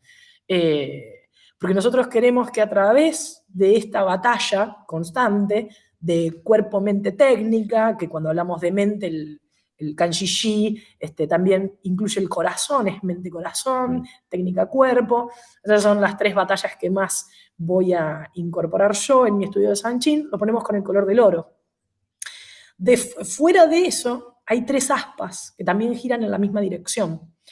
Y las 3 aspas por fuera girando, con las 3 esferas por dentro girando, simbolizan que todo lo que esté adentro va a ser igual afuera. Todo lo que está afuera va a ser igual adentro. O sea, hay una retroalimentación que es, digamos, un principio, ya es un poquito más profundo, pero que yo lo saco un poco de tradiciones occidentales. Entonces, es lo mismo que se hace en Japón, ¿no? Que a través del perfeccionamiento de algo que está afuera, perfeccionamos también nuestro ser interior que está adentro. Y cuando ejecutamos kata, de alguna manera, la ejecución externa nos da una pauta de cómo está el practicante internamente también. O sea, habla un poquito del equilibrio entre estos dos aspectos. Y vas a ver que todo eso está dentro de un círculo, o sea, se forma dentro con las 3 esferas en dorado, es un sol, pero por fuera hay una luna. Entonces ahí aproveché yo a meter algo que sí, que yo supongo que es únicamente característica de nuestra escuela por estar liderada por una mujer, que es el tema del principio masculino, el sol, con el principio femenino de la luna. Fue mi manera de expresarlo, en donde tenemos que tener en cuenta que ambos aspectos, que van a estar dentro de todos los individuos, no importa si es varón o mujer, cada varón tiene un aspecto femenino, cada mujer tiene un aspecto masculino, ambas cosas tienen que trabajar también en equilibrio para poder generar un crecimiento. Así que verás que es un emblema ayornado por la influencia de mi persona dentro del camino que estoy transitando. Fantástico. ¿Y la escuela hoy, cuántos son más o menos? 3 dojos me parece que tenés, ¿no? En Sí, Argentina. son 3 dojos físicos y el dojo virtual, que es como una suerte de extensión de este de acá, o es como un dojo aparte en sí mismo. Pero sí, somos 3 dojos, que eso te lo iba a dejar para la próxima edición, en donde dio la casualidad, porque es casualidad, no es buscado, que las 3 somos mujeres, porque las Eso chicas que... eso tenemos que hablar después, aunque sea en el próximo podcast tenemos que hablar, porque que salgan 3 sensei mujeres, del mismo dojo, digo, Y no no. es que no tenga alumnos masculinos, porque de hecho cuando hacemos el listado de danes, la mayoría de los cinturones negros son hombres, que de hecho son los que más me ayudan practicando y poniéndome problemas para que yo mejore. Porque realmente ellos me representan un buen problema, ya sea por su brutalidad, por su fuerza y después también por sus conocimientos técnicos específicos. Yo crezco mucho gracias a todos ellos. Pero sí, bueno, se dio esa casualidad de que las únicas que tenemos vocación docente somos las mujeres. Bueno, le adelanto a la audiencia que estamos preparando con Sensei un episodio sobre karate y la feminidad, o sea, ser mujer en el mundo del karate. Y me suelta ahora la bomba que tiene 3 dojos, los 3 dojos son liderados por mujeres. Así que, bueno, no se pierdan la próxima, la secuela. Sensei, ya un par de veces nombraste Kobudo. ¿Es parte de la idiosincrasia del Uechi o es algo que lo haces vos por interés?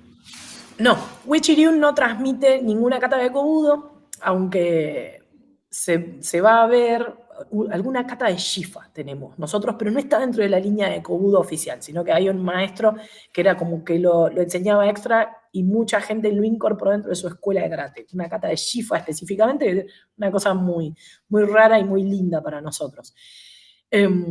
Kobudo siempre fue por una línea aparte, siempre. Entonces, toda la gente que hace Wechi y decide hacer Kobudo va a seguir la línea de Kobudo que tenga cerca para poder estudiarla, ¿no? En un principio nosotros habíamos aprendido la línea de Matayoshi, porque era lo que el sensei Chosen Nakama, no sé si él sabía 1 o 2 katas de Bo, las transmitió, los alumnos las conservaron y después trataron de enriquecerlos con otros maestros que le enseñaron más katas de Bo, de esa línea, de Matayoshi. Y después yo cuando me mudé para acá, para Zárate, yo no siempre viví en esta ciudad está a unos 100 kilómetros de Buenos Aires ciudad. Cuando vine para acá tomé contacto con un maestro al que yo apreciaba un montonazo también cuando era chica. Él fue el que fundó la Federación Argentina de Karate de Kobudo Okinawense y siempre me gustó el karate que él hacía. Él hacía Shorin, fue alumno de Brickman Sensei, después estuvo en Seibukan y por hoy está en una organización independiente, y siempre me había fascinado lo que él hacía. Así que en un momento, mientras yo estaba dentro de Kenyukai, lo contacté, ya tenía más posibilidad de traslado y empecé a aprender Kobudo, primero con un alumno de él, después con él directamente. Y él hace una línea de Taira. Es una línea muy interesante de Kobudo, que no tiene mucho que ver con lo que nosotros hacemos en karate, porque una de las diferencias más grandes es que Uechi Ryu trabaja eminentemente en un 95% del tiempo en Sanchin-dachi, que es una posición muy cuadrada, muy alta, y Kobudo, esta línea de Kobudo, en realidad el Kobudo en general está muy influenciado por maestros de Shorin, porque eran todos maestros de Shorin los que fueron generando la mayoría de las katas que son más conocidas. Chatanyara generó varias katas de Kobudo, que es el mismo Chatanyara que después transmite Kusanku, por ejemplo. Entonces, parte de mi aprendizaje ahí con ellos fue, bueno, ¿cómo resolvemos el tema de las bases? Era un tema complicadísimo, de repente incorporar tanto Shikodachi con Senkutsu y Kokutsu y las transiciones de movimientos. Porque Uechi-Ryu, por ejemplo, hace un paso y ahora todo lo que venga se va a hacer en Sanchin-dachi. Tiene que hacer otro paso y pasar a otra posición más abierta, pero todo lo que suceda se va a hacer en esa posición. No hay transiciones en el medio. No es que coloqué los pies así, pero en un momento voy a hacer Senkutsu, en otro momento Kokutsu y en otro Shikodachi. No, Uechi-Ryu camina y cambia de base, y vuelve a caminar y cambió de base y ejecuta. Acá no, eran cambios constantes. Así que fue una etapa muy divertida. Yo siempre cuento lo mismo. Cuando arranco un arte marcial nueva, pasó con Aikido, me pasó con Kobudo. Mínimo estoy 1 año y medio en que soy la persona que está ahí, que va al revés que todos los demás. Todos hacen la cata para la derecha y yo salí para la izquierda. Me cuesta, no tengo facilidad, me cuesta horrores. Me río mucho hoy por hoy de lo que me pasa. Pero hasta que engancho, me cuesta un montón. Una vez que engancho, listo, no hay quien me pare. Pero Kobudo me costó un montón. Y mi sensei de Kobudo, que si me está escuchando, quiero que lo sepas, va rapidísimo cuando enseña. Entonces, aquel 1 año y medio, que él se lo debe acordar, era muy gracioso, yo me perdía muchísimo. Hasta que pude engancharle la vuelta y empezar sobre todo a entender cómo hacían las transiciones de base más allá de todo lo que sucedía arriba con el arma, que me costó un poco amigarme porque lo manejan. Taira maneja el arma de manera muy distinta como lo hace Matayoshi. Taira está todo el tiempo cortando con el bo porque es una lanza que perdió su hoja, mientras Matayoshi maneja un palo, en donde es todo el tiempo más golpe, más contundente. Una vez que me adapté a eso, también enseguida le pedí permiso a Sensei y lo pude empezar a enseñar acá para terminar de amigarme. Y me ayudó también a mi karate porque empezó a darme una soltura a la hora de golpear que yo no tenía. Claro, al manejar un elemento pesado para ejecutar, te obliga a cambiar la manera en la que te moves, porque si no, no vas a poder mover el arma con la misma velocidad y la misma precisión. Y de alguna manera, involuntariamente, después trasladás cosas a tu karate. Me pasó con el SAI mucho, por ejemplo, ¿no? El tema de cómo se golpea con el SAI y cómo después voy a ejecutar un tsuki en karate. Hay un tema del manejo del peso con el SAI que después involuntariamente lo llevas a tu karate. Siempre tratando de controlar de no irte de ciertos parámetros. Tampoco vamos a cambiar la línea solo porque yo encontré algo nuevo. En eso trato de ser prolija. Qué bien, qué bien. Me encanta lo que decís y el proceso que haces. A mí ahora me picó un bichito, digo, y estaba pensando el otro día, digo, no me pasa desde que empecé el karate, que encuentro ese interés, esa pasión, el virus que te entra en la sangre. Y a mi edad de 56 años empecé a hacer yoga. Y me siento realmente, porque no puedo hacer nada. No hay una posición que pueda hacer como según los requisitos del instructor. Pero no importa, porque me da un montón de placer y me hace sentir genial. Pero me encanta esa sensación de volver a ser principiante, ¿no? Ese descubrimiento, no solamente de la técnica, pero de tu cuerpo también desde otra perspectiva. Me fascina. Digo, bueno, ahora son dos cosas que voy a hacer hasta que me muera. Esto y aparte del karate, ¿no? Me encanta también que el hecho de que ya veo que es una constante en lo que haces tú, Sensei, es que no te dejas limitar por las convenciones o las formas. Parece que sistemáticamente las rompes en el sentido de que, de que de lo de en línea, de lo de cobudo, de lo de mujer, de lo de... hay un montón de cosas que me parece que es una constante. Me parece que eh, alguien dijo, no sé, se le atribuyen siempre a distintas gentes, ¿no? Pero alguien dijo, no haga los que hicieron los maestros, sueñe sus sueños.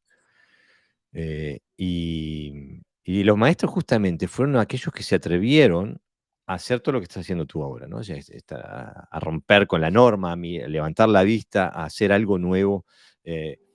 Pero somos extremadamente reprimidos si hacemos esto, ¿no? Eso.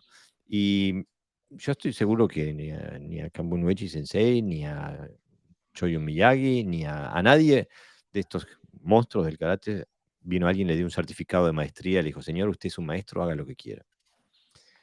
Vivían en su tiempo, en su época, tenían acceso a la información que tenían y la administraron con toda la responsabilidad que pudieron.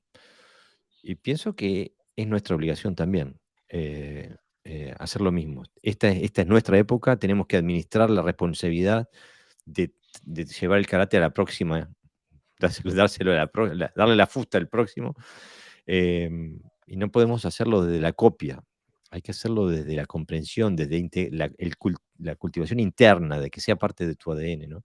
Me fascina la forma en que lo haces. eh, em, no sé si me animo a decirlo de esa forma, porque puede que suene mal, pero lo digo con admiración, sin respeto a las normas, ¿no? Rompiéndolas. Ahora, contanos un poquito, porque todo esto que haces, lo haces en un contexto técnico, histórico, que para la mayor parte de nosotros es algo completamente desconocido, ¿no? De- incluso cuando yo veo Shorin Ryu, reconozco, ellos hacen parte de lo que yo hago, que vengo del Wado Ryu, tenemos un ADN en común. Digo, yo veo que lo mío viene de ahí. Cuando veo Goju Ryu, también veo eh, un parentesco con mi karate.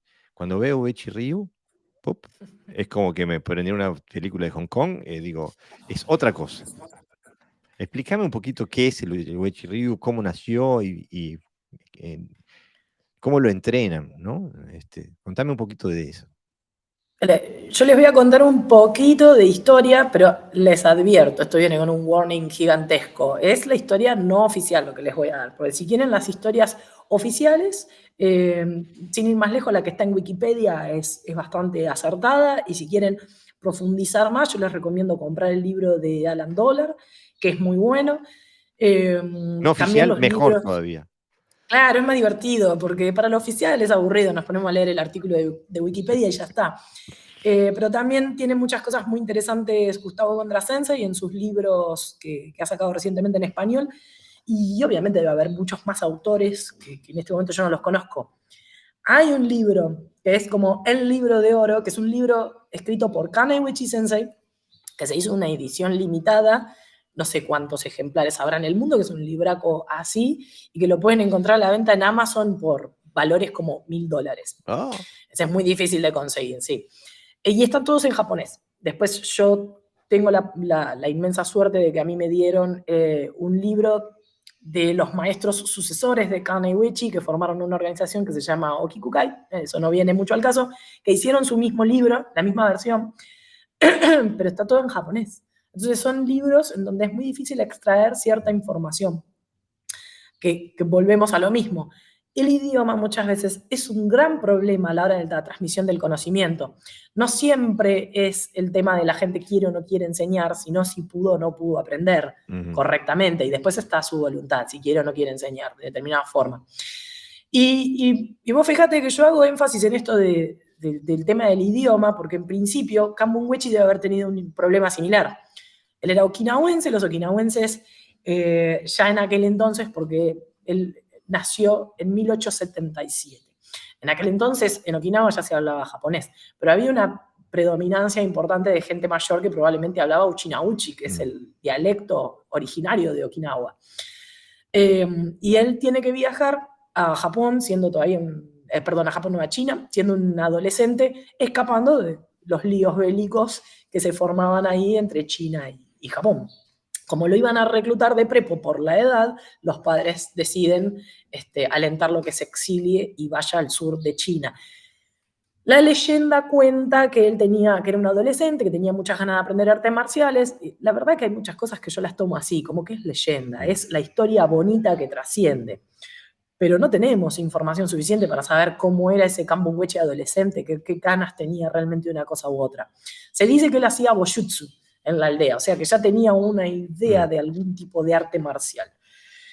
Llega a China y él tenía un problema de dicción, además de que era okinawense, entonces debe haber estado bastante segregado dentro de la comunidad de ahí.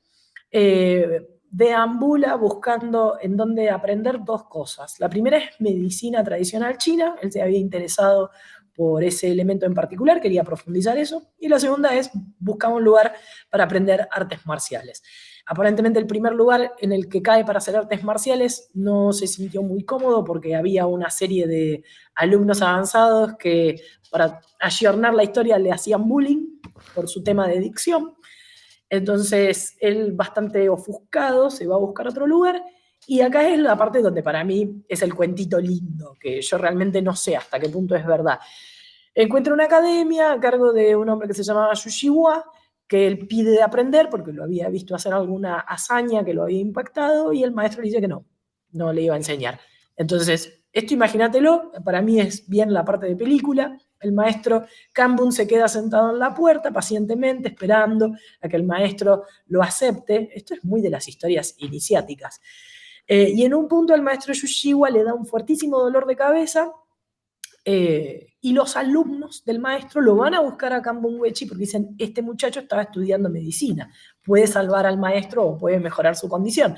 Ahí le prepara uno de sus, iba a decir un brebaje, digamos, no sabría cómo decirlo, pero vendría a ser algo similar a lo que hoy es la fitoterapia, porque trabajaba con hierbas.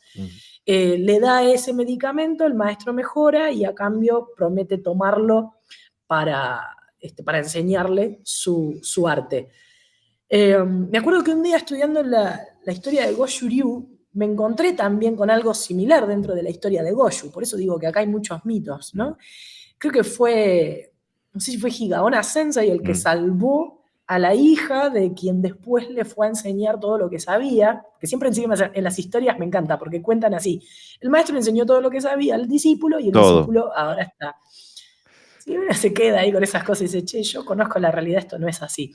Pero bueno, la historia contó eso y durante 13 años, 13 también es un número que aparece muchísimas veces en todas las historias de las artes marciales, hasta los nombres de los katas. Hasta en el nombre de las katas, exactamente, Seisam. Se queda en China, en donde en un punto aprende todo el estilo, o habría aprendido todo el estilo, y Yushiwa le da un certificado, que en japonés lo traduciríamos como el Mekkyo Kaiden, en donde le dice, usted ya es maestro del estilo Pangainun y puede salir a enseñar. Que ahí es la primera vez que aparece el nombre Pangainun dentro de nuestra tradición. Pangainun significa mitad duro, mitad blando. Mágicamente Goju-Ryu también significa lo mismo. Entonces, sí, yo cuando empecé a leer la historia de Goju-Ryu dije, che, acá hay algo raro, muchas coincidencias. Pero bueno, después lo dejé. Vamos a tratar de no buscar coincidencias donde no las hay, porque parezco conspiranoica de las artes marciales, y no es mi intención. Sensei enseña en alguna ciudad de por ahí cerca de Fujian, enseña su Pangainun, y un alumno, esto es la historia oficial, se pelea con su vecino y en esa disputa que tuvieron, la pelea pasa a mayores y lo mata con una técnica que había aprendido del Pangainun. Kambun-Wechi, ofuscado, se vuelve a Japón, no va a Okinawa, sino que va primero a Japón, donde durante muchos años trabaja en silencio sin que nadie sepa que era un maestro de artes marciales. Hasta ahí la parte oficial. En la no oficial se ha empezado a especular muchísimo con que la disputa no fue entre granjeros, sino que fue el propio Kambun quien mató a otra persona. Hay teorías que dicen que Kambun en realidad trabajaba como guardaespaldas y que tuvo que matar a alguien dentro del marco de su profesión. Hay quienes dicen que él falló en proteger a alguien, entonces que alguien murió por su responsabilidad, digamos. Hay muchas historias que se abren. Yo siempre contemplo la historia oficial, pero me niego digamos, a tomarla 100% así, porque la verdad que no hay documentos que vayan amparando esa línea, más allá de lo que la familia Wechi en su momento decidió permitir que trascienda, hasta cierto punto. Entonces, como siempre, voy sometiendo todo a, bueno, a ver qué otras cosas aparecen, qué es factible y qué no es factible. Porque la otra cosa que a mí siempre me hizo un poquito de ruido es que si la escuela de Yushiwa hubiera sido una escuela de artes marciales mínimamente prolífera, no vamos a decir que tuvo decenas de cientos de alumnos. Con que haya generado 10 maestros, 5 maestros, vamos a decir 5 maestros. En algún lado en China tendría que haber un estilo de Kung Fu que enseñara San Chin Se San San Seriu, más o menos como lo enseñamos nosotros. No pido que sea igual, digo más o menos, y no la hay.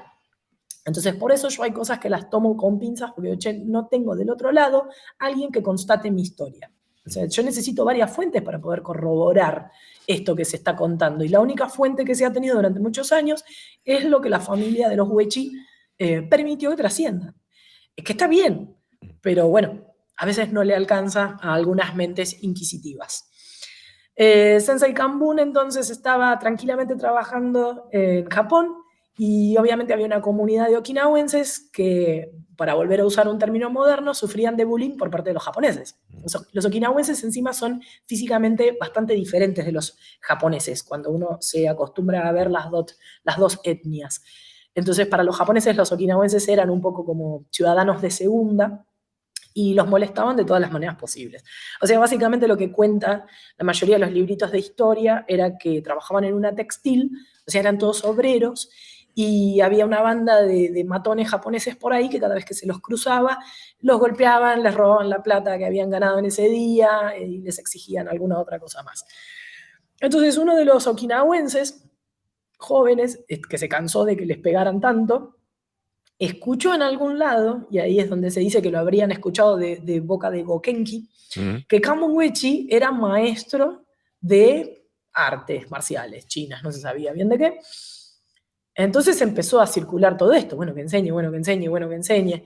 Le empezaron a insistir, si mal no recuerdo, la historia cuenta que fue Tomoyose Sensei, habría sido el padre del maestro de George Mason, hasta que en un momento Sensei Kambun cede y empieza a enseñar. Que es interesante porque el primer dojo que abre alguien de la familia Wechi, entonces, con este nuevo formato, pasa a ser en Osaka, en Japón, no en Okinawa.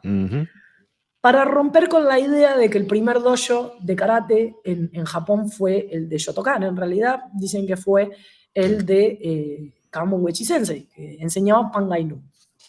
Los kanji Pangai-nun en japonés se leen como Konan-ryu. Y hoy por hoy hay escuelas de Konan-ryu en Tokio.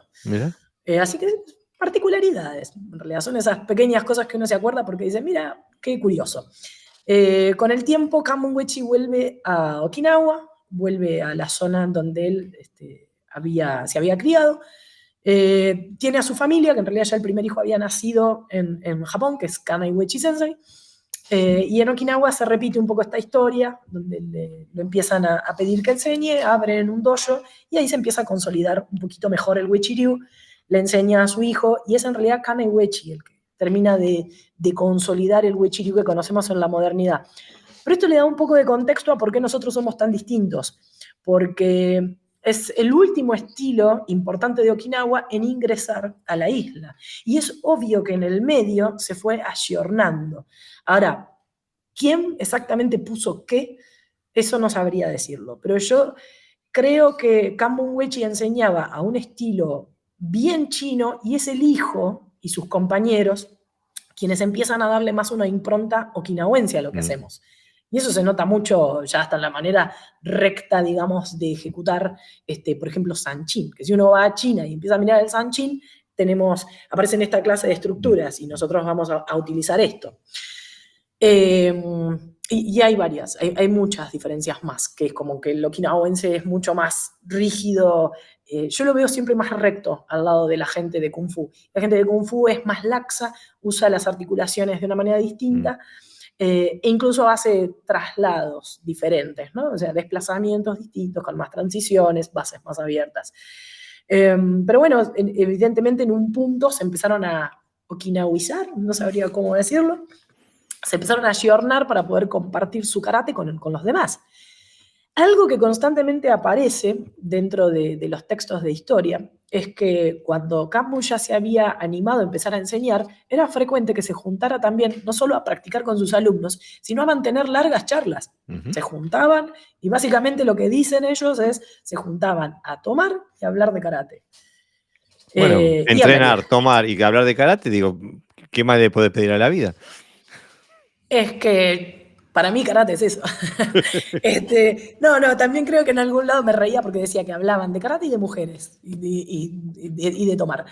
Entonces era muy graciosa esa clase de cosas. Yo me quedo a veces con lo anecdótico, es como que me ayuda a humanizarlos más, a ponerlos más cerca de nosotros. Porque uno a veces tiene como que el maestro nació sabiendo todo, nunca se equivocaba y todo lo que él enseñó era perfecto. Y no, esto de que se juntara a hablar con sus alumnos, que encima sus alumnos eran bastante belicosos en el sentido de la palabra, de que eran muy de empujar a los cambios, ¿no? Ellos querían, por ejemplo, cuando tuvieron esta injusticia por parte de los japoneses, ellos querían inclinar la balanza para el otro lado. Entonces, básicamente se juntaron a pegarle a los otros, usando el karate que estaba enseñando Kanbun Uechi. Entonces, había una personalidad fuerte por parte de estos alumnos que se juntaron a Kanbun Sensei.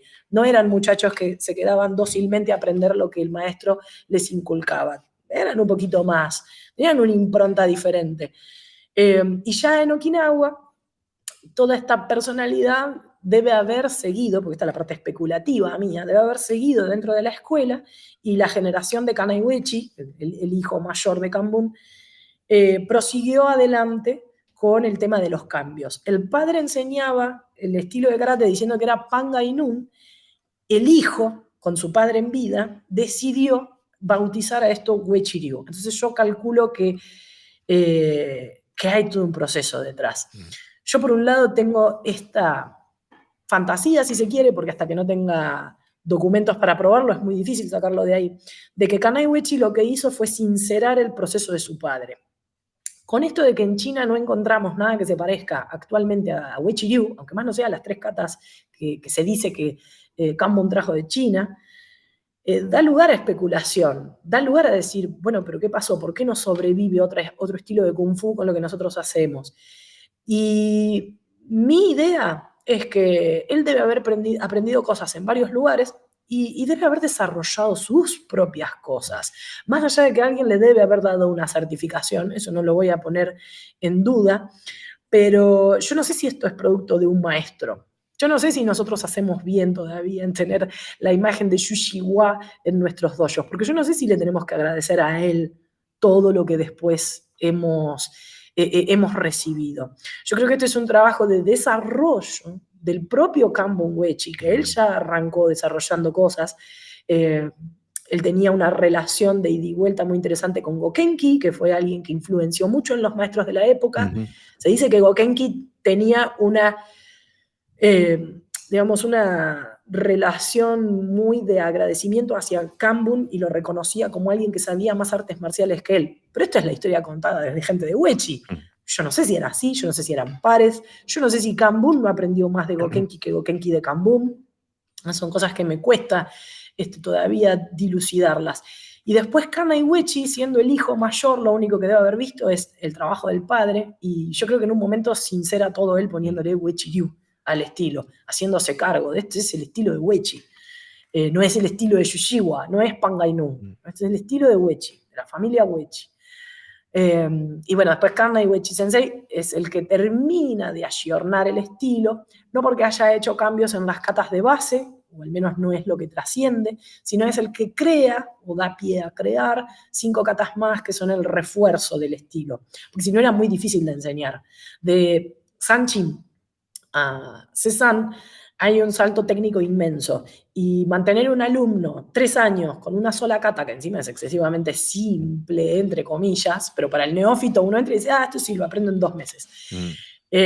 Pasar de ahí a Cezanne era un salto gigantesco técnico y la gente no tenía la paciencia que se requería, entonces dijo, bueno, vamos a poner katas intermedias, que además fue la época, es exactamente la misma época que se generan las katas, la Fukiwata, Los Pinan, según tengo entendido, es del 30 al 50 que se empiezan a generar todas estas katas y él formó parte de esta reforma.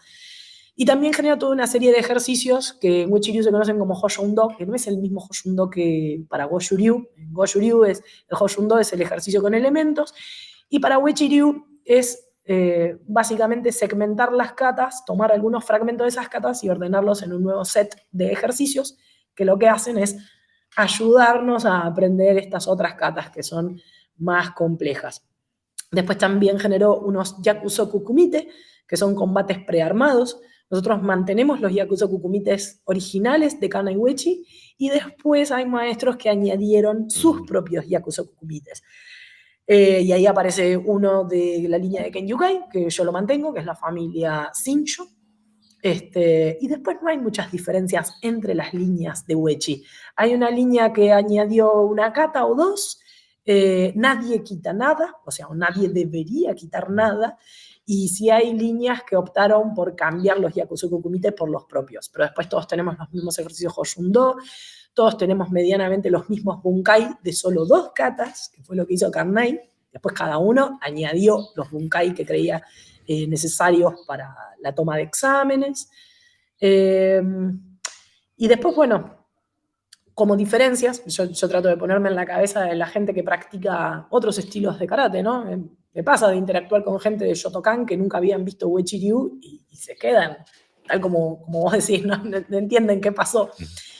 Y visto desde afuera y analizando estilos de Kung Fu, lo que hacemos no se parece a nada. Yo he tratado de practicar varias líneas de Kung Fu, no de manera seria, sino de ir a compartir clases específicas porque vi cosas que me interesaban. Y nosotros tenemos cosas de Wing Chun, tenemos cosas del Kung Fu de los 5 ancestros, tenemos cosas de la Mantis, tenemos cosas de un montón de estilos de Kung Fu, pero no somos ninguno. No, no son la copia de nada. Y aparte No tienen una impronta muy, muy específica, que no lo tienen los chinos tampoco. Se ve que es puro chino, pero no podría decir esa escuela china se ve de esa forma. Tiene una impronta muy específica, aunque tiene un sabor muy chino, eso no lo puedo negar. Pero es verdad lo que dices. Y me encantó, no me había parado a pensar que la gran diferencia en que por qué Uechi se ve tan chino es que ha tenido menos tiempo de diluirse o de mezclarse o de transformarse que, por ejemplo, el Shorin, que si el que lo trajo fue Matsumura, digo, ya han pasado 200 años y un montón de generaciones de personas que han influido el desarrollo. En cambio, ustedes son la tercera, ¿no? La tercera generación estaríamos hablando, ¿no? De lo de Chikambun, Kanai, ahora a la cuarta. Sí. la cuarta. Eso está interesantísimo. Yo la verdad que le digo a la audiencia que es difícil hablar sobre el Uechi sin haberlo visto. Aparte ustedes también tienen un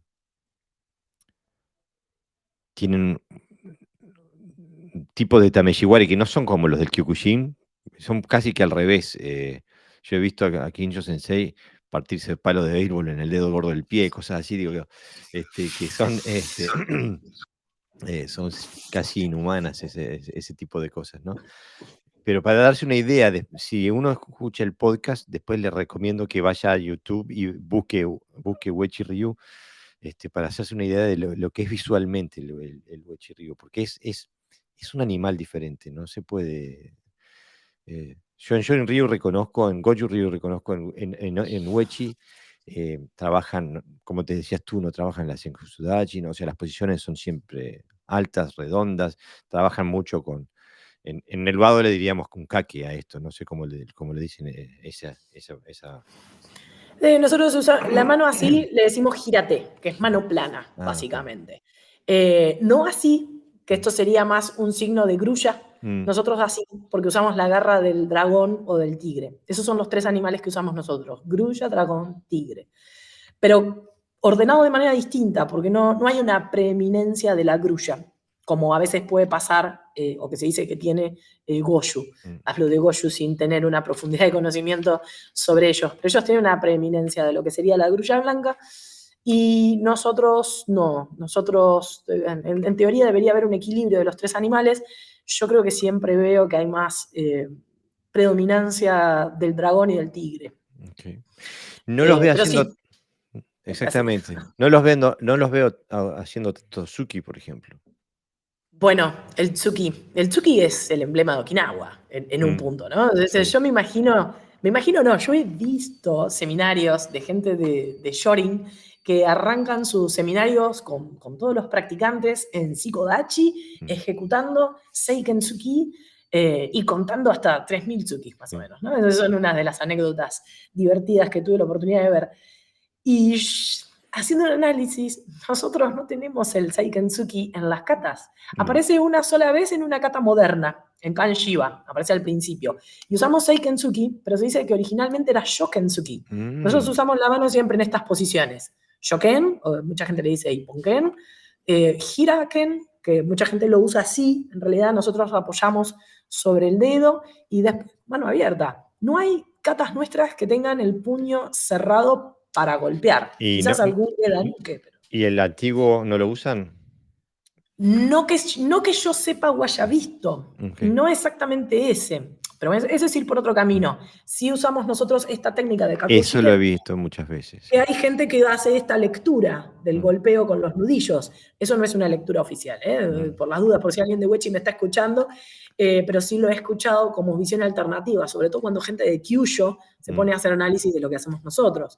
Entonces ellos ven acá, en este gesto, ven esa técnica que vos No en los estás dedos, mostrando. no en los dedos, sino en los No. nudillos. Nosotros vamos a hacer el bunkai acá, Sí. pero depende de quién lo esté viendo, está viendo el gesto este. Mirá. Que es el golpeo con los nudillos en otra dirección, con otro formato de las manos. Pero también, o sea, es un campo en el que yo no tengo gran desarrollo como para hablar con autoridad. Bueno, ha sido menos mal que te contraté por 2 episodios, porque ha sido le hemos dado un montón de información a la audiencia, y creo que se quedaron con ganas de más. Sensei, te doy las gracias por haber venido al podcast y habernos regalado casi 2 horas de tu vida y todos los años de experiencia que tienes. Te damos las gracias y te queremos ver de vuelta. Muchas gracias por haber venido, ¿eh? Yo te doy las gracias a vos, primero por el trabajo que están haciendo de Podcast Dojo, porque yo realmente los sigo, no los puedo escuchar en vivo, obviamente, o sea, me pierdo de chatear y de hacerles preguntas en vivo, que me parece muy, muy genial lo que van haciendo, pero además trae siempre exponentes más que interesantes. Aprendo mucho y de hecho, ni siquiera me metí yo por mí misma a verlos la primera vez que los empecé a ver, sino porque mis alumnos me decían, estoy escuchando al Sensei y tal en Podcast Dojo. Así que me metí gracias a ellos y estoy súper agradecida de haberlos conocido.